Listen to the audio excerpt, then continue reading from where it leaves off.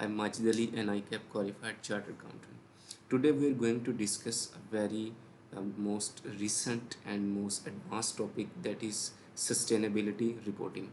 ICAP ने हाल ही में इसमें एक डिस्क्लोजर चेकलिस्ट इशू की है कि जो भी कंपनीज, मतलब एक फेज़ वाइज इम्प्लीमेंटेशन है सस्टेनेबिलिटी रिपोर्टिंग की। तो सबसे पहले अगर हम डिस्कस करें कि ये किन कंपनीज़ पर एप्लीकेबल होगा और कब से इसकी रिपोर्टिंग स्टार्ट करनी है, तो इसकी फेज़ वाइज इम्प्लीमेंटेशन है।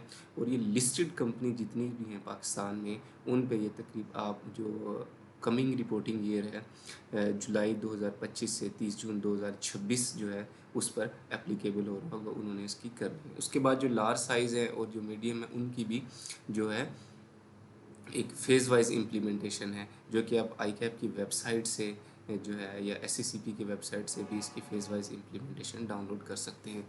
क्योंकि हम आज लिस्टेड कंपनी के पॉइंट ऑफ व्यू से डिस्कस करने जा रहे हैं, ठीक है। तो कुछ कंपनी ने इसको वॉलंटरीली इस साल भी अडॉप्ट किया है और इसको डिस्क्लोज किया है, ठीक है। तो मेरे पास एक रिपोर्ट होगी एटलस होंडा लिमिटेड की, उसमें उन्होंने अच्छी रिपोर्टिंग की हुई है, ठीक है। तो हम उसको एज ए रेफरेंस भी यूज़ कर रहे होंगे।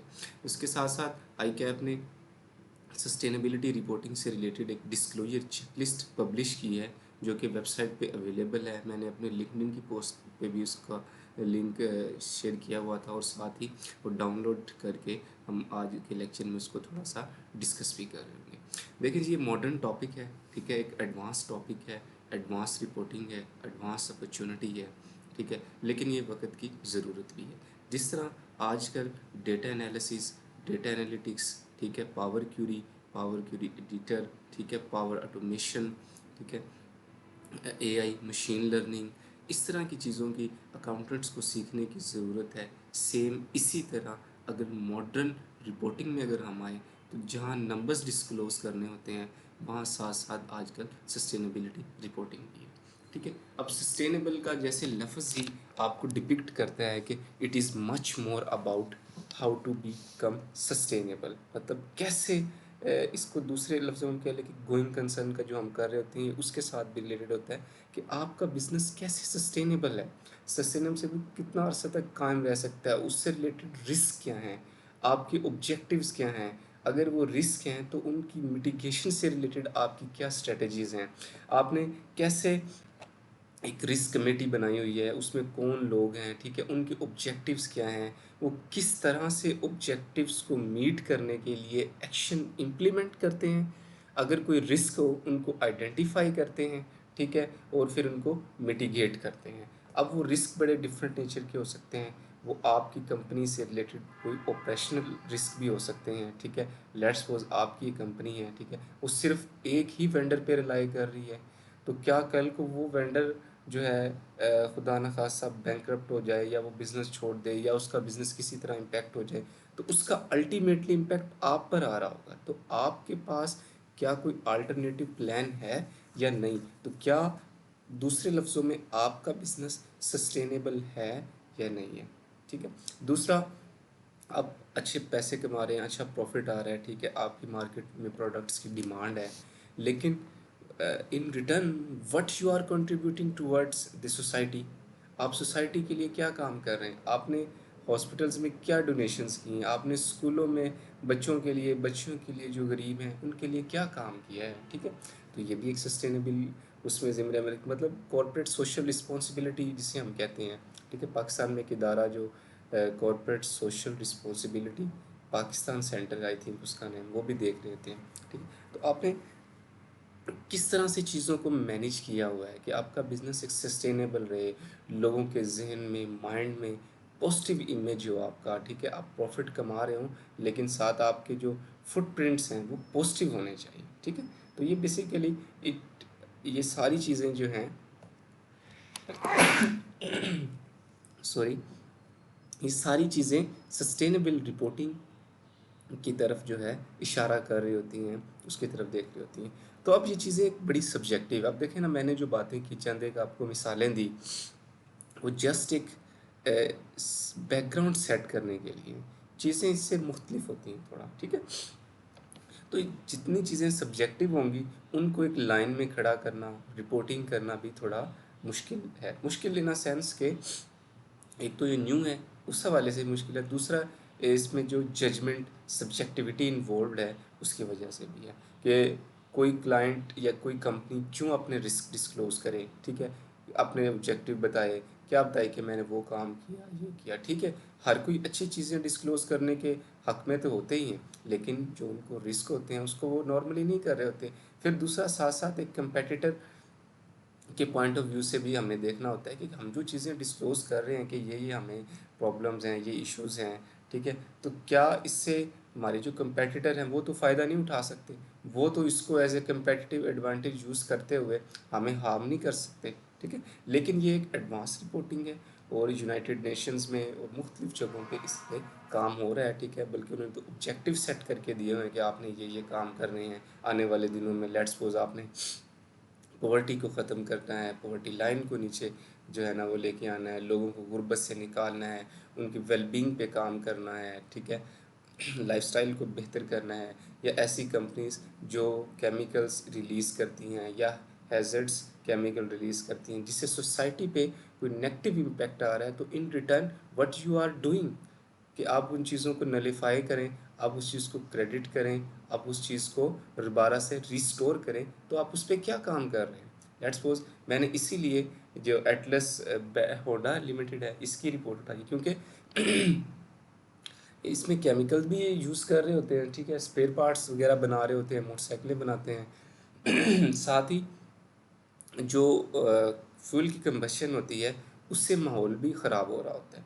तो इन्होंने मतलब क्या रिस्पॉन्स दिया हुआ है अपनी रिपोर्ट में कि हम इसको कैसे ठीक कर रहे होंगे। दूसरा, इस रिपोर्ट को डिस्कस करने का मकसद ये भी होगा कि देखें आजकल जो वर्ल्ड है वो ट्रांसफॉर्म हो रही है, ठीक है।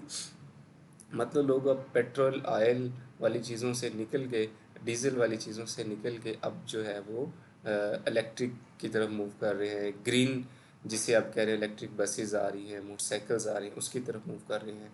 तो वो फैक्ट्रियाँ जिनके इतने बड़े बड़े प्लांट हैं, वो जो कि फ्यूल बेस्ड हैं सारे, ठीक है, तो उनका बिजनेस कैसे सस्टेनेबल है, कैसे वो इसको रिपोर्ट कर रहे होंगे या अपने एक जिसे कह रहे हैं जस्टिफाई कर रहे होंगे कि कैसे हम स्टिल वी आर सस्टेनेबल।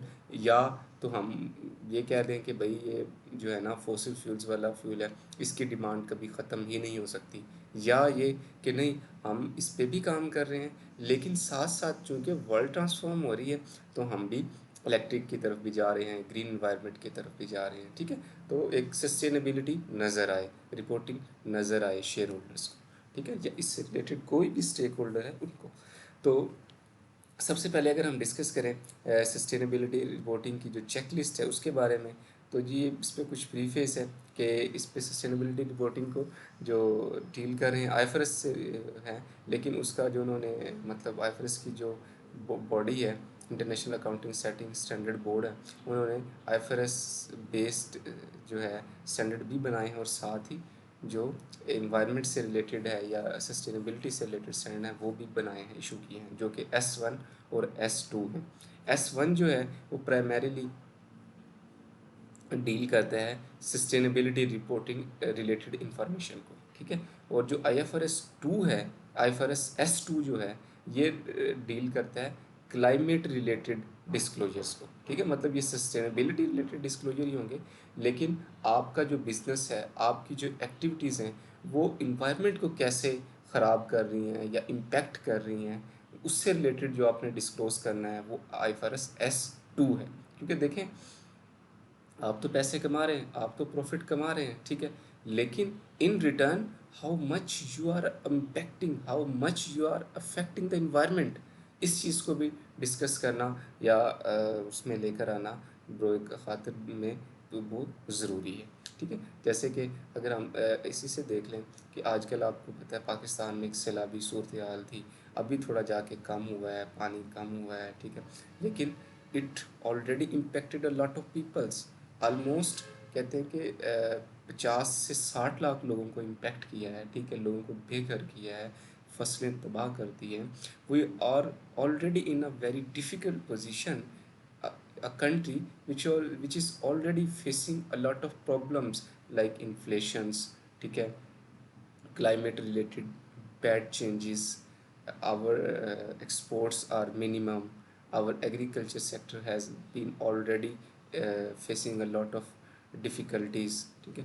और अब जो है क्लाइमेट ने भी हमें जो है वो इम्पेक्ट करना शुरू कर दिया। नो डाउट ये चीज़ें किसी के कंट्रोल में नहीं होती, लेकिन अगर हम इसके डीप डाउन जाएं तो ये सारी चीज़ें कहीं ना कहीं मैन मेड रिसोर्सेज से भी आ रही होती हैं, ठीक है। तो हम इस पे भी बात कर सकते हैं, अपनी सस्टेनेबिलिटी रिपोर्टिंग में लोगों को बता सकते हैं कि हम इस चीज़ को कम करने के लिए या नलीफाई करने के लिए ये काम कर रहे हैं, ठीक है। तो ये आप पढ़ लीजिएगा। बेसिकली जैसे बताया हुआ है कि इसमें क्या क्या डिस्कस है। जैसे IFRS S1 में वो कह रहे हैं कि हमने मटीरियलिटी डिस्कस की। बेसिकली अब ये उसी तरह आपको इशारा करता है कि जिस तरह अकाउंटिंग के स्टैंडर्ड होते हैं ना, कि या ऑडिट के पॉइंट ऑफ व्यू से अगर हम देखें कि जब आपने सस्टेनेबिलिटी रिपोर्टिंग पे कोई अश्योरेंस रिपोर्ट देनी है, लेट्स सपोज, ठीक है, तो आपने कैसे उसको डील करना है, देखना है कि एंटिटी रिपोर्टिंग एंटिटी क्या है, मटीरियलिटी कैसे सेट करेंगे, क्योंकि मोस्टली तो मैटर सब्जेक्टिव है, इतनी ज़्यादा फिगर्स तो इन्वॉल्व ही नहीं है, ठीक है। कनेक्टेड इन्फॉर्मेशन क्या है, गाइडेंस कहाँ से लेंगे, आपने डिस्क्लोजर्स कहाँ से चेक करने हैं, ठीक है। जजमेंट्स को आप कैसे जो है ना रीज़नेबलनेस उनकी चेक करेंगे, अनसर्टेनिटी अगर है तो उसको कैसे आप वो करेंगे, ठीक है। अगर कोई एरर्स हो गए लास्ट टाइम तो उसको कैसे ठीक करेंगे। मतलब एक पूरा जिस तरह से अकाउंटिंग इन्फॉर्मेशन को हम सेट कर रहे होते हैं, लेकिन वो देखें बड़ी मैच्योर चीज़ें हो गई हैं, उस पर बड़े रेफरेंसेस अवेलेबल हैं। आप पाकिस्तान स्टॉक एक्सचेंज की वेबसाइट से 500 कंपनीज की से भी ज़्यादा आपके पास अवेलेबल इंफॉर्मेशन है, आप डाउनलोड करके वो कर सकते हैं। लेकिन sustainability reporting it's a very new topic, advance topic, ठीक है। तो इस पे अभी जो है काम अच्छा खासा होना बाकी भी है और हो भी रहा है, ठीक है। तो ये बेसिकली इसके बारे में प्रीएम्बल लिखा हुआ है कि कैसे हम इसको देख रहे होंगे, आप इसको पढ़ें, ठीक है। उसके बाद है IFRS S1 और S2 की चेक लिस्ट है, ठीक है। जिस तरह से आपने देखी होंगी चेक लिस्ट हमारे पास ऑडिट की फाइल्स में हम लगा रहे होते हैं चेक लिस्टें, ठीक है। थर्ड स्केजुअल, फोर्थ स्केजुअल, ठीक है। और साथ ही उसमें इसकी IFRS की चेक लिस्ट है। सेम इसी तरह IFRS S1 और S2 की भी एक चेक लिस्ट है, ठीक है।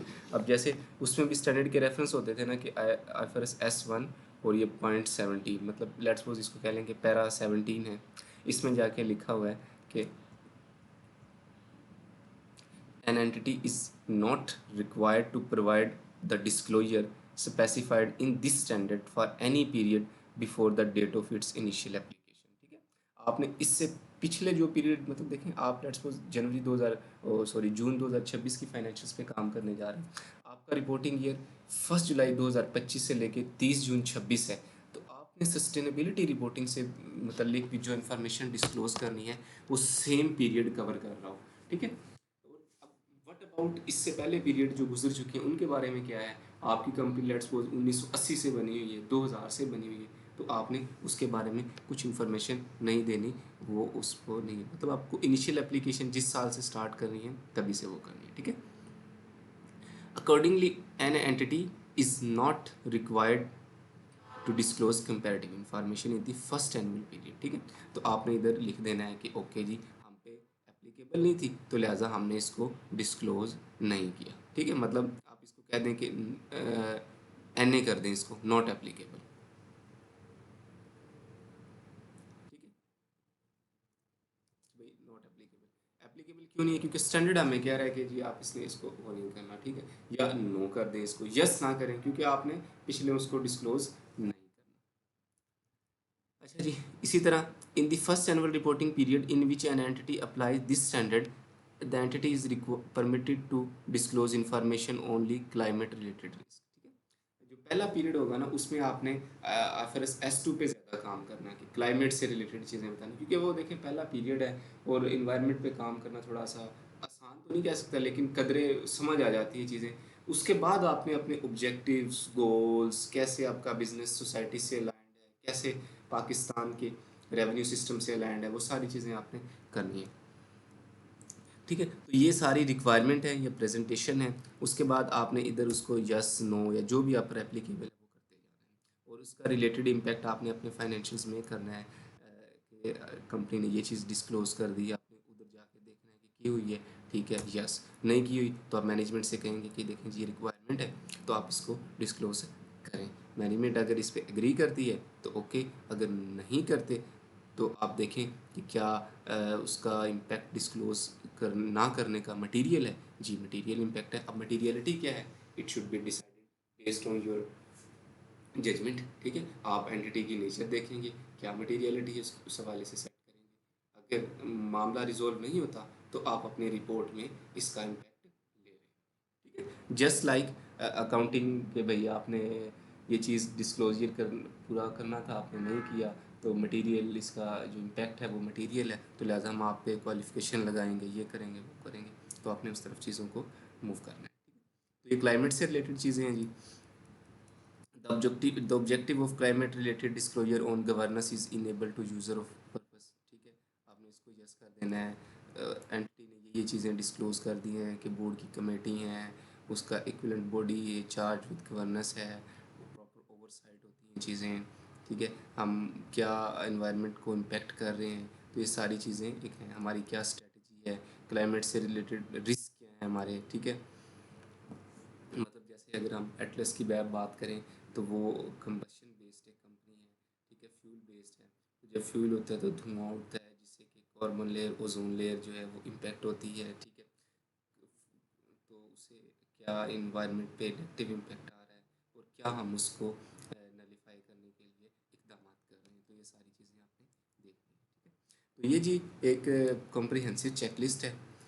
अब बाकी इस पे आपका काम है बताना। सिर्फ रेफरेंस ये था देना था कि ये आईएफआरएस के रेफरेंसेस हैं, ये उससे रिलेटेड डिस्क्लोजर है, और यहाँ पे आपने अपना रिस्पांस देना है, कमेंट करना है। ठीक है, अगर आपको कोई चीज़ समझ ना आए, कोई प्रॉब्लम हो, कोई इशू हो, तो आप मुझसे पूछ सकते हैं। साथ ही इसके साथ ही इन्होंने डेफिनेशंस भी दी हुई हैं, तो आप उस पर भी काम कर सकते हैं। ठीक है, बड़ी कॉम्प्रिहेंसिव सी चेक लिस्ट है, तो आप इस पर इस तरीके से काम कर सकते हैं। मेरा मकसद जस्ट आपको एक ओवरव्यू देना, एक बैकग्राउंड देना, जो कि हमने लेक्चर की इनिशियल फेज में डिस्कस किया वो था, और आपको चेकलिस्ट के बारे में बताना कैसे वर्क कर रही होगी, कैसे रेफरेंसेस आपने देखने हैं, प्रेजेंटेशन रिक्वायरमेंट क्या है, उसके बाद एप्लीकेबिलिटी इसकी कैसे है वो देखना है। ठीक है, बाकी सारी आपको पता है, पार्टनर साहिबान जो होते हैं, जजमेंट्स होती है, कुछ चीज़ों को वो ठीक करवा लेते हैं, कर लेते हैं, करवा लेते हैं, मैनेजमेंट से बात की जा सकती है। ठीक है, आप इस पे रिपोर्टिंग जो है वो भी आप कर सकते हैं, मतलब ऑडिटर्स की रिपोर्ट, क्या इस पे एश्योरेंस रिपोर्ट होगी, या इस पे आप जो है ना अदर सर्विसेज में इसको कवर कर सकते हैं। तो ये भी आई कैप की वेबसाइट्स पे अवेलेबल है गाइडेंस कि आप एश्योरेंस रिपोर्ट भी इस पे वो कर सकते हैं। ठीक है, उस पर मटीरियलिटी क्या होगी, तो ये सारी चीज़ें, और अदर सर्विसेज में अगर इसको कवर करना है तो वो कैसे करना है। आइए अब हम चलते हैं एटलस होंडा की एक रिपोर्ट की तरफ, सस्टेनेबिलिटी रिपोर्ट, जो कि आज का हमारा एजेंडा आइटम भी था, कि उन्होंने किस तरह से रिपोर्ट ड्राफ्ट की, क्या क्या चीज़ें डिस्क्लोज़ की। ठीक है, उनके गोल्स क्या हैं, स्ट्रेटजी क्या है, वॉलंटरी अडोप्शन उन्होंने की है S1 और S2 की, तो हम उस पर बात कर रहे होंगे। ठीक है, इन्वायरमेंट को कैसे प्रोटेक्ट कर रहे हैं, और उसके बाद इंडिपेंडेंट ऑडिटर्स की एक एश्योरेंस रिपोर्ट भी उसके साथ अटैच है, उसको भी हम पढ़ रहे होंगे। ठीक है, तो ये आइए जी चलते हैं। रिपोर्ट है जी, रिपोर्ट में उन्होंने पीरियड बता दिया। ठीक है, अप्रैल से लेके 1 अप्रैल 2024 से 31 मार्च, ये एटलस होंडा का रिपोर्टिंग पीरियड है। आप अपने हिसाब से जूम कर लें कि 1 जुलाई 2025 से 30 जून 26 है।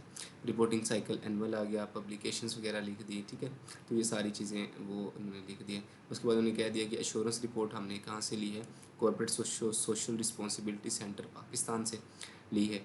ठीक है, जो कि GRI standard, global reporting initiative जिसे कहते हैं आप, उसे ओरिजिनेट की है, और ISAE 3000 में इसको कवर किया हुआ है। ठीक है, साथ ही उन्होंने कहा है कि इस रिपोर्ट को जो है ना एक इंडिपेंडेंट एक्सटर्नल रिव्यूअर, जैसे कह लें कि ऑडिटर्स, उसने रिव्यू भी किया है, तो उसकी रिपोर्ट भी साथ अटैच है, या उसके भी साइन आ रहे होंगे साथ। ठीक है, तो ये जो सस्टेनेबल डेवलपमेंट गोल्स है, जो कि यूनाइटेड नेशन की जनरल असम्बली ने 2 सितंबर 2015 में कहा कि ये गोल्स होने चाहिए आपके 17 हर कंपनीज़ के, मतलब उन्होंने अपने इजलास में ये बात डिसाइड की, जैसे कि पुअर्टी नहीं होनी चाहिए, no poverty, zero hunger, good health and wellbeing, quality education, gender equality, clean water and sanitation, life below the water. ठीक है, ये सारे एक सस्टेनेबल गोल हैं। तो इनको देखते हुए वो कह रहे हैं कि हमने रिपोर्ट मुरतब की है। ठीक है, कि हमारी एक्टिविटीज़ किस तरह से इन गोल्स को मीट करने के लिए, या मतलब इन गोल को अगर इम्पैक्ट कर रही हैं तो हम क्या एक्शंस स्ट्रेटजाइज कर रहे हैं कि उसको सेट किया जाए। ठीक है जी, ये सस्टेनेबिलिटी के कुछ टारगेट्स वो कह रहे हैं कि हमने रखे हुए हैं। ठीक है, अब वो देखिए अपने ना गोल बताएंगे, टारगेट बताएंगे, ठीक है, तो आपने इसमें जो है ना बस देखना है, पढ़ना है इसको रिपोर्ट को, क्योंकि देखिए लेक्चर हमारा शॉर्ट होगा, शायद हम सब तो ना पढ़ सकें, लेकिन एक जो स्टैंडर्ड सेटिंग है या एक जो बैकग्राउंड सेटिंग है, कॉन्सेप्ट सेटिंग है, बिल्डिंग है, वो हम ज़रूर करेंगे इंशाल्लाह। ठीक है, तो जैसे दी उन्होंने सस्टेनेबिलिटी गोल कह के reduction in waste intensity ratio, कि जो मटेरियल हम यूज़ करते हैं मोटरसाइकिल बनाने में इसमें, ठीक है, वो बड़ा वेस्ट भी हो जाता है, क्योंकि देखिए कुछ तो होता है नॉर्मल लॉस। तो कह रहे हैं कि टारगेट ये रहा हमारा 2026 कि हम इसको 0.5% रिडक्शन कर रहे होंगे इसमें। ठीक है, उसके बाद जी reduction in per unit energy consumption, जब हम चीज़ काम करते हैं तो एनर्जी बड़ी यूज़ होती है, बिजली यूज़ होती है, कोई भी, ठीक है, चीज़ें, तो हम उस पर भी काम कर रहे हैं कि हम वो कम से कम यूज़ करें। ठीक है, अब देखें ना, अब इसमें एक पॉइंट आ सकता है कि एनर्जी अगर आप यूज़ कर रहे हैं, ठीक है भैया, आप बिल दे रहे होंगे, लेकिन देखिए बात ऐसी नहीं होती, कुछ चीज़ें होती हैं वो थोड़ा एक ब्रॉडर व्यू, मतलब बियॉन्ड द लिमिट्स जाके आपको सोचना पड़ता है। आप जो एनर्जी यूज़ कर रहे हैं फॉसिल फ्यूल से आ रही है, ठीक है, वो नॉन रिन्यूएबल हैं, वो ख़त्म हो जाएंगे, ये हो जाएगा, वो हो जाएगा, ठीक है, या आप जो यूज़ कर रहे हैं एनर्जी, वो अगर हम किसी और इंडस्ट्री को सप्लाई करें, वो करें, तो शायद वो बेटर इम्पैक्ट दे। ठीक है, तो इसलिए वो चीज़ें बता रहे हैं कि हम जो चीज़ें यूज़ कर रहे हैं जिसका इन्वायरमेंट पे इम्पैक्ट होता है या दूसरे हमारे स्टेक होल्डर पे इम्पैक्ट है, तो किस तरह से हम उसको जो है ना ठीक कर रहे होंगे। ठीक है, तो जी देखें कार्बन डाइऑक्साइड की इमिशंस में हम कमी कर रहे होंगे, ठीक है, वाटर कंजम्पशन में हम वो कर रहे होंगे, ये सारी चीज़ें देखें ना, गोल इससे रिलेटेड आ रहे हैं कि क्लीन एंड वाटर आ रहा होगा, ठीक है, नो पॉवर्टी आएगी, तो ये सारी चीज़ें यहाँ से जो गोल हैं वहाँ से आ रही होती हैं। ठीक है, क्लाइमेट एक्शन ले रहे होंगे।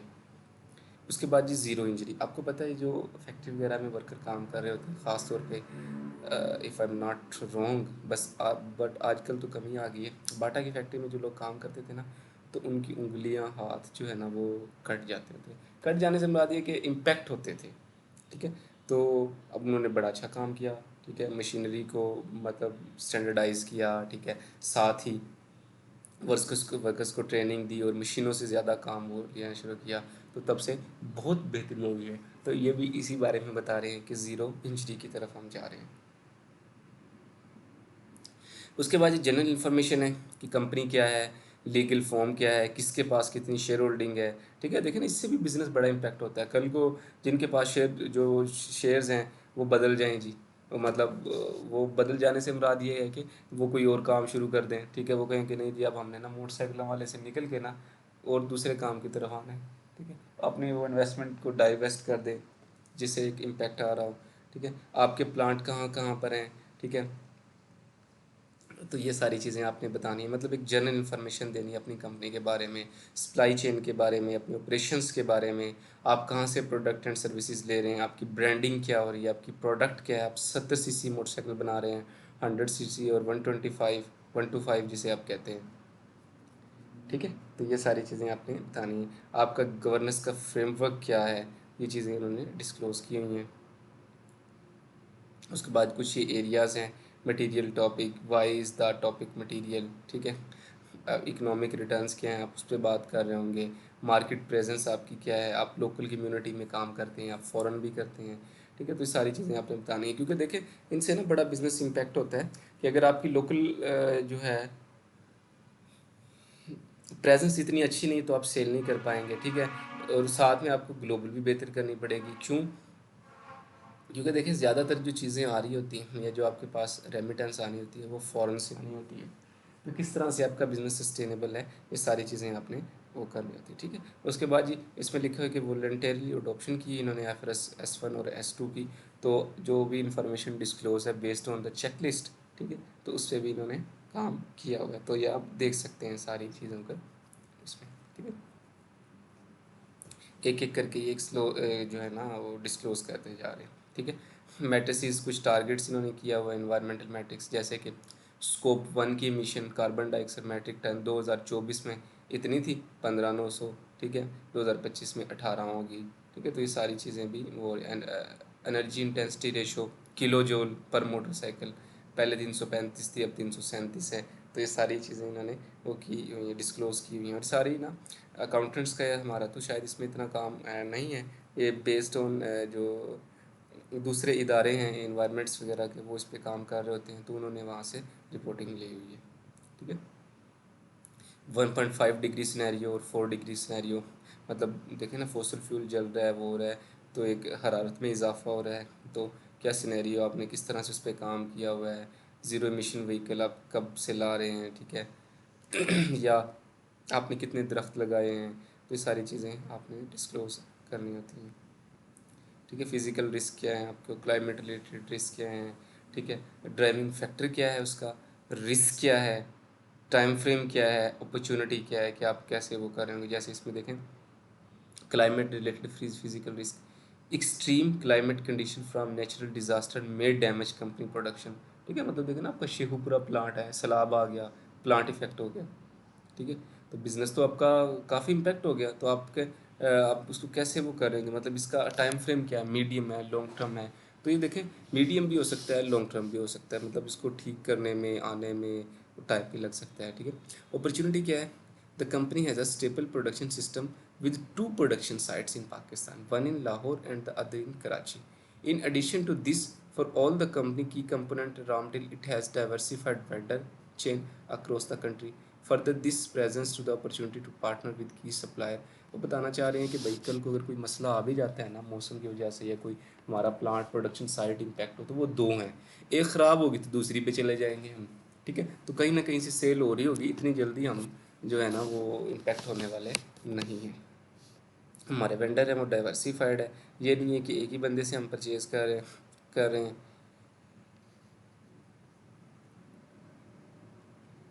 तो ये सारी चीज़ें इन्होंने बताया, इन्वायरमेंट प्रोटेक्शन से रिलेटेड भी इन्होंने चीज़ों को डिस्कस किया हुआ है। ठीक है, देखें ना तस्वीर से ही आपको देखने से अंदाज़ा हो जाएगा कि पीछे सारा नेचुरल इन्वायरमेंट है, और ये बाइक्स और वो जो मैन मेड चीज़ें खड़ी हुई हैं। ठीक है, तो वो कह रहे हैं कि देखिए नेचुरल इन्वायरमेंट है, अगर हमारी एक्टिविटीज़ की वजह से कुछ चीज़ें ख़राब हो रही हैं तो हम इसको रिस्टोर भी कर रहे हैं। रिस्टोर वो किस तरह, वो दरख्त लगा देते हैं, ठीक है, फ्यूल की क्वालिटी बेहतर कर देते हैं, मशीनरी बेहतर, ताकि इन्वायरमेंट को कम से कम हिट हो।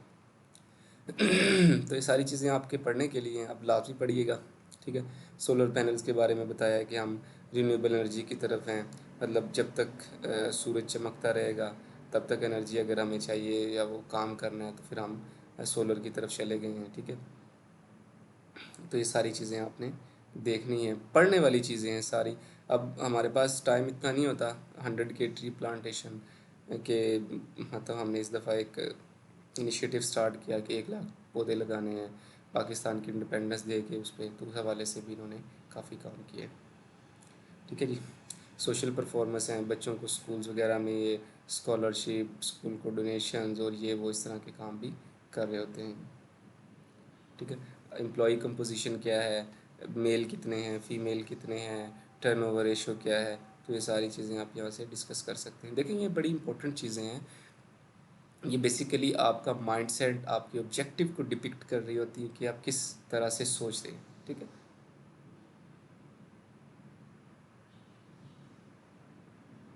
जो ट्रेनिंग करवा रहे हैं अपने, उसकी हेल्थ एंड सेफ्टी पे काम कर रहे हैं।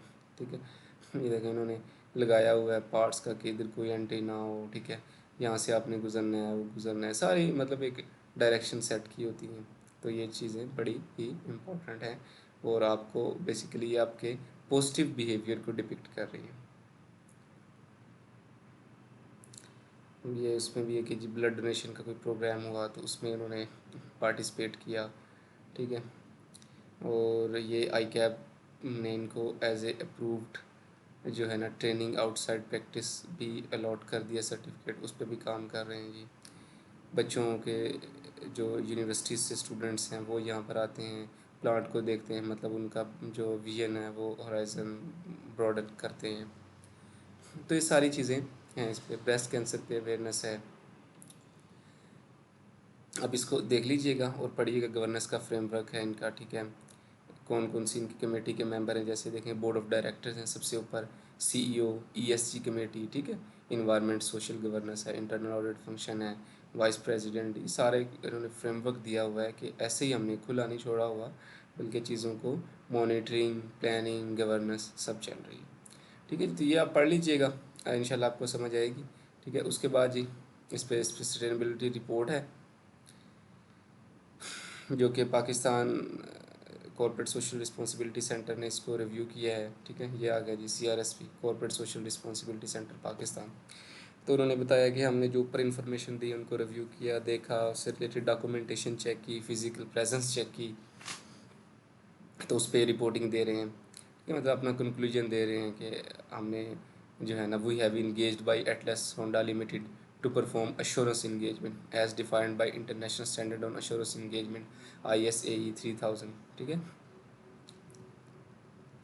वो कह रहे हैं कि हमारे प्रोसीजर्स ये थे, समरी ऑफ प्रोसीजर इन्होंने डिस्क्लोज की हुई है। ठीक है, उसके बाद रिपोर्टिंग पे रिस्ट्रिक्शन है,